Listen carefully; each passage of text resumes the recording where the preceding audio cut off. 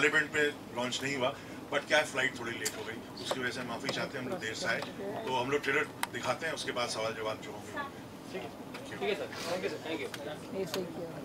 मैं बुलाना चाहूँगा इस फिल्म के प्रोड्यूसर गुरदीप सिंह सफल साहब को, जो कि राज्यसभा टेलीविजन के CEO हैं। He is also the OSD to the vice president of India. और मैं बुलाना चाहूँगा मोहित को, मोहित मारवा। इन्होंने प्रेम सहगल का किरदार निभाया। ये फिल्म जो आईएनए ट्रायल्स पे है, इसमें आज़ाद हिंद फौज के 3 अफसरों पे, गुरबख्श सिंह ढिल्लों, प्रेम सहगल और शाहनवाज खान पे ये ट्रायल लगा था। तो हमारे दोनों जो बाकी कुणाल कपूर और अमित साध हैं, वो इस वक्त इंग्लैंड में हैं। आज हमारी जो ट्रेलर लॉन्च था, तो हमारे उनके साथ एक डायरेक्ट लंदन से लिंक करके हमने वो इंटरव्यू किया दिल्ली में। और मोहित जो है प्रेम सहगल का किरदार निभा रहे हैं। केनी को मैं बुलाना चाहूँगा, इन्होंने नेताजी सुभाष चंद्र बोस का रोल निभाया है। और बाकी तो लोग हैं, तो हम ही लोग हैं, हम ही लोग से आप लोग जो भी सवाल करें। एक मिनट ऑडियो वाला देना प्लीज। गुरदीप जी, पहले तो कांग्रेचुलेशन, एंड तिग्मांशु जी आपको भी कांग्रेचुलेशन। अच्छा सवाल है। क्या इस पिक्चर में रिसर्च, सभी बोलते हैं हमने बहुत रिसर्च की, लेकिन हमने की तो क्या था कि एक तो रिसर्च मटेरियल बहुत अवेलेबल है, बहुत रीसेंट हिस्ट्री है। ये तो नहीं कि हम अकबर और उनके बारे में, बहुत ही रीसेंट है, 1942-45 वाला पीरियड है। तो बहुत कुछ अवेलेबल है नेट पे, बहुत सारी किताबें हैं, आईएनए के कई लोग जिंदा हैं। आपको पता हो शायद ना हो कि मतलब जो शाद अली हमारे डायरेक्टर हैं, दोस्त है मेरा, प्रेम सहगल उसके नाना है शाद के। तो लक्ष्मी सहगल जो शाद की नानी है, प्रेम सहगल की वाइफ थी, और वो भी आईएनए में शामिल थी, बहुत बड़ी भूमिका निभाई। उनसे तो मैं खुद मिला हूँ 2-3 बार, अभी 3-4 साल पहले वो गुजर गई। तो आईएनए के बहुत सारे लोग जिंदा हैं, नेताजी के परिवार में कई लोग हैं। तो एक तो अगर आपके पास बहुत ज्यादा रिसर्च मटेरियल हो गया, इसमें बहुत वक्त लगा। दूसरी बात यह है कि जब 42 और 45 के बीच में आप बोले कॉन्वर्सेशन बिटवीन नेताजी और सुभाष चंद्र बोस, वो था नहीं, क्योंकि 1942 में क्विट इंडिया मूवमेंट, जब यहाँ पे आजाद मैदान मुंबई से गांधी जी ने जब करो या मरो का नारा लगाया और क्विट इंडिया मूवमेंट शुरू हुआ, तो देश में सारे नेता, छोटे बड़े, मेरे दादाजी खुद, मेरा तो धुलिया उनका नाम है, वो 6 साल का रिगरस इम्प्रिजनमेंट उनको दिया गया। तो बिटवीन 42 to 45 सारे नेता, मतलब गांधी जी, नेहरू जी, मौलाना आजाद, आचार्य कृपलानी, सब जेल में थे, और नेताजी हिंदुस्तान में थे नहीं उस वक्त। तो उन दोनों का कोई कॉन्वर्सेशन की पॉसिबिलिटी थी नहीं। और देश में सेंसरशिप लगाने की थी अंग्रेजों ने, अखबारों में कुछ छप ही नहीं रहा था। आजाद हिंद फौज क्या थी, लोगों को कुछ पता ही नहीं था। लोग कहते थे अरे ये तो गद्दार है। हमने पिक्चर में, हमारी जो रीड है पिक्चर की, वो यही है कि क्या ये गद्दार थे कि ये हीरो थे, यही दिखाने की कोशिश की। तिग्मांशु जी, आपने ये टाइटल क्यों रखा, राग देश? बहुत सोचा मैंने कि इसका टाइटल क्या रखा जाए, और बहुत सारी हमारी फिल्में जो पहले वॉर के ऊपर फिल्में बनी है, ललकार, हकीकत, इस किस्म की फिल्में। तो अभी अगर आप खुद सोचिएगा पिक्चर का ललकार होता, आपको लगता है कितना पुराना जैसा टाइटल रखता है। तो बहुत सोचा, बड़ी अपने मशक्कत की इसके ऊपर। फिर ये लगा कि मैंने कहा जब मुझे पता चला कि मैं इस पिक्चर का पार्ट हूँ। Welcome everybody. First of all, आप लोगों को ट्रेलर कैसा लगा? है ना कमाल? मेरे को भी पहली बार मैंने बड़ी स्क्रीन पे देखा है, तो सर एक हाथ हो जाए।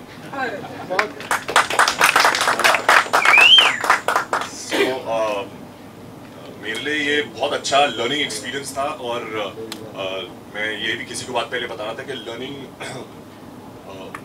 not just learning the craft of filmmaking, but also learning about this episode. क्योंकि स्कूल में मुझे आईने के बारे में कुछ सिखाया नहीं गया, हिस्ट्री में हमें इस एपिसोड को कहीं पे मेंशन ही नहीं किया गया। सो when I got to know the script, जब हमने नरेशन सुनी, तो the first feeling was कि ये कहानी लोगों तक पहुंचनी चाहिए। तो to be a part of a film like this, जिसमें आप लोगों को एजुकेट कर रहे हो और साथ में एंटरटेन भी कर रहे हो, बिकॉज ये एंटरटेनिंग पिक्चर भी है अच्छे से जम के। So it was a big privilege to be a part of this film. Okay जी, मेरा सवाल आप, Mohit, is it difficult to do this kind of movie for you? It was difficult, yes, because it's very away from how I am as a person. But it was very exciting, and I feel I became an actor to go out there and play parts which are unlike me. So very satisfying to be a part of this film, especially at this stage of my career. Himanshu ji, like ये true story पे based है, तो कितना difficult होता है उसको as it is in a movie portray करना? हाँ, होता है, डिफिकल्ट होता है। अगर आपको ऑलरेडी ऐसी कहानी दी गई हो, कहानी आपको मिल जाए, हम कमरे में बंद करके अपनी कोई भी राइटर फिल्म लिख सकता है, उसके dramatic point, plot point, interval point क्या होगा सब सोच सकता है। पर अगर आपको ऑलरेडी कहानी दी गई हो इतिहास की, उसको आपको एक स्ट्रक्चर में, फिल्म के स्क्रिप्ट के स्ट्रक्चर में ढालना है, मुश्किल तो होता है। और तब और मुश्किल होता है जब आप उसके साथ छेड़छाड़ करने की आपको इजाजत ना हो और आप करना भी ना चाहें। और क्योंकि बहुत, जैसे मैंने कहा, बहुत रीसेंट हिस्ट्री है, इसके बारे में अगर मैंने जरा भी कुछ करूंगा तो एक तो मैं करूंगा नहीं, क्योंकि मैं तो हिस्ट्री का स्टूडेंट हूँ, मैं हिस्ट्री से मुझे बहुत प्यार है, तो उस तरह की लिबर्टी मैंने जरा भी नहीं ली है। हर सीन फिल्म का कहीं ना कहीं किसी न किसी किताब में डॉक्यूमेंटेड, कोई उंगली नहीं उठा सकता इस पीछे। सुभाष चंद्र बोस केंद्रीय किरदार है, भले ही छोटा सा इसमें किरदार है, तो उनको कैसे आपने चयन किया? आप ये चयन कैसे किया वो तो बताइए। उनका चयन ऐसे हुआ कि मैंने एक और फिल्म बनाई है, उसका नाम बुलेट राजा के बाद मैंने एक फिल्म बनाई है 11, जो भी रिलीज है, end of the year release होगी। तो 4 दोस्तों की कहानी है, उसमें से केनी जो है ये एक 4 दोस्त हैं। तो फिल्म हो गई भी, हम लोग सुभाष चंद्र बोस किसको बनाए, ऑलरेडी श्याम बेनेगल साहब ने बना चुके थे सुभाष चंद्र बोस। तो और सडनली मुझे लगा कि घर में बैठा है, तो इसको मैंने बोला, इसने हाँ के, बेचारे ने सारे बाल भी कटवाए। ये तो केनी बता पाएगा आपको ज्यादा बेटर। एक्चुअली मैं घर पे बैठा था एंड देन वीर जो असिस्टेंट है सर के, वीर ने कॉल किया और कहा कि सर मिलना चाहते हैं। ओके ठीक है, क्यों, कुछ बताया नहीं, अच्छा चलो मिल लेता हूँ। तो मैं आ गया सर से मिलने एंड देन सर ने पूछा शेव करके क्यों नहीं आए, किसी ने कुछ बताया नहीं, शेव करके आ जाओ। तो मैं फुटपाथ पे गया, शेव करवा के आ गया एंड देन सर ने बोला हाँ चश्मा ले आ, तो मैंने चश्मा पहना। फिर सर ने पूछा लग रहा है, पता है कौन सा रोल कर रहा है? बाबूजी तो नहीं होंगे? नहीं, नेताजी। इनपुट तो बहुत सारे थे सर के, बिकॉज मैं बहुत कुछ सीख चुका हूँ। आपके सवाल का जवाब, काफ़ी रिसर्च की मैंने, इन द सेंस 3 किताबें मेरे लिए सबसे बड़े सोर्सेज थे, his majesty's opponent, brothers against the Raj और द फॉरगॉटन आर्मी। तो इन 3 किताबों से मुझे पता चला अबाउट नेताजी's thoughts, about his life, his biography and specially the INA, Indian National Army ने क्या क्या कैसे फॉर्म हुई एंड उनका कितना बड़ा रोल था in India's independence. Apart from that Netaji के काफ़ी स्पीचेस एंड वीडियोस मैंने देखे एंड सुने, try to pick up his speech patterns on, और हमने डिसाइड किया कि एक एक्सेप्टेबल लेवल के सिनेमैटिक भी हो and at the same time true to Netaji as possible, एक वो हमने एक बैलेंस सॉर्ट ऑफ डिसाइड कर लिया। एंड टिशू सर खुद एक मास्टरफुल एक्टर हैं, तो एकदम है। तो आपने क्या इसमें कोई रोल प्ले किया? जी, जब तक सिनेमा बनता रहेगा। अच्छा मोहित जी, क्योंकि आपसे जानना चाहूँगा, अब आने वाले दिनों में लोग आपसे पूछेंगे कि सेम डेट पर 2 भाइयों की फिल्म आ रही है, एक आपकी और अर्जुन की भी फिल्म आ रही है, तो आप मानते हैं या हम ऐसा माने कि इस डेट 28 जुलाई को 2 भाइयों का टफ कंपटीशन हमें देखने को मिलेगा सिनेमा घरों में, बॉक्स ऑफिस पर?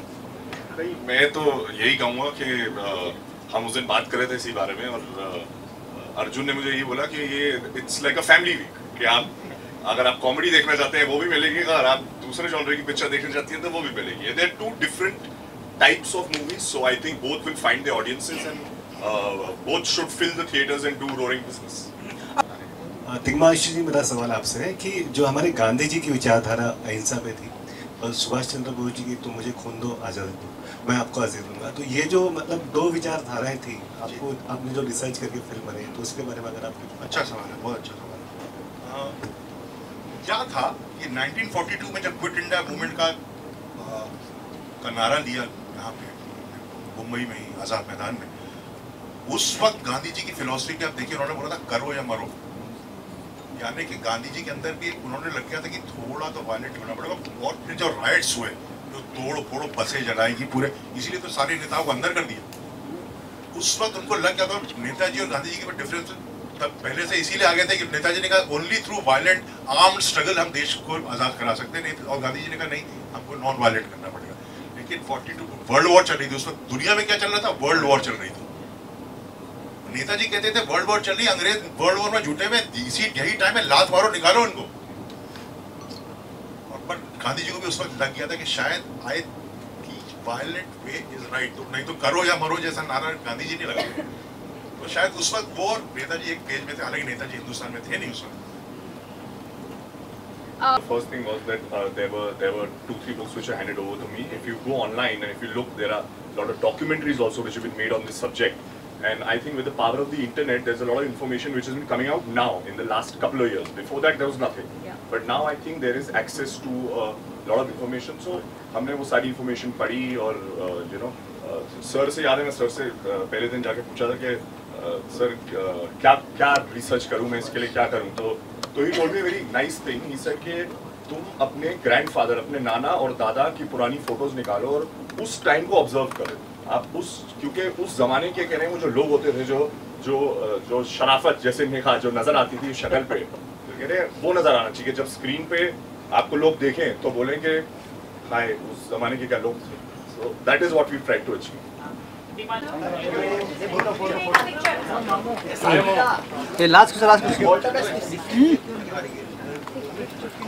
ये मनोज नीचे बैठ, मनोज नीचे बैठ। अरे जमीन बैठेगा, कहाँ बैठेगा क्या? बैठो बैठो बैठो, नीचे बैठो, बैठो यार। अरे बसा रे तुम्हें खाली।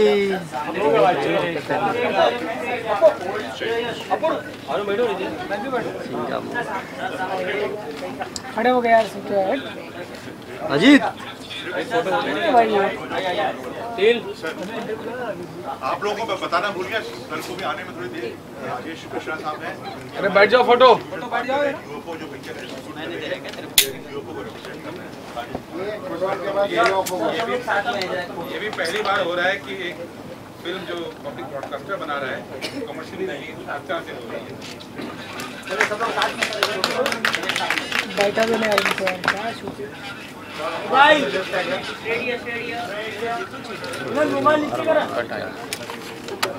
मारेगा गर्दन मार के मतलब नहीं ना भाई।